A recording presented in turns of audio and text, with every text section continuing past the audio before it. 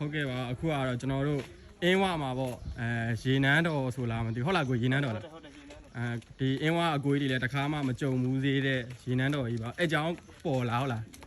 ငလင်းအဲအကြောင်းပေါ့အဲ့ဒါပေါ်လာတာလက်ရှိတွားပြီးတော့မှလေးလာမှာ ဟောလေးလာမှာဟုတ်ရဲ့ လေး ခွ လာဆင်းတာ ကဲအားလုံးပဲဘဝတုဒ္ဒရအောင်လို့အဆုံးထိကြည့်ပေးကြပါလို့ရှင်းလိုက်ကြည့်ပေးပါအောင်နော်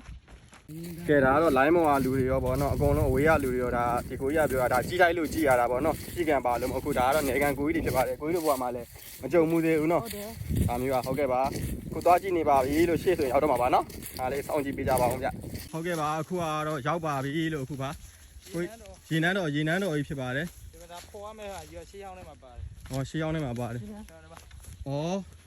ဒီမှာပါရေနန်းတော်ကြီးပါတဲ့ အောက်ထဲမှာကြံသေးတယ် အောက်ထဲမှာကြံသေးပါသေးရဲ့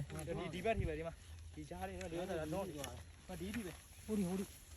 ကဲ့ ဒါပေါက်လေးဒီဘက်မှာ ဩဟုတ် ဒီကြီးထဲမှာမြုပ်နေတာဒီမှာ ဟုတ်ပါ ဒီမှာ အဲ့ဖော်ရမှာပေါ့ အဲ့ဖော်မယ်လို့ပြောတာပဲဒါကြီးဖော်မှာတယ်အဲ့ဒါနန်းတောင်လိုမယ်နုလိုဟာမျိုးကြီးဖြစ်သွားမှာ ဟော ဖော်မယ်ဆိုရင် ဒီမှာကြည့်ကြပါဗျာရေနန်းတော်အဆောင်ကြီးပေါ့ ဒီမှာဒီဥစ္စာဒါကြီးနန်းတော့ ဒါကြီးလေးအဲ့ဒါတော်တော်ဖော်ရမှာနော် ဖော်ရမှာပဲဒါကျွန်တော်ဒီသက်ခုမှမြင်ဘူးလေရေနန်းတော့အဲ့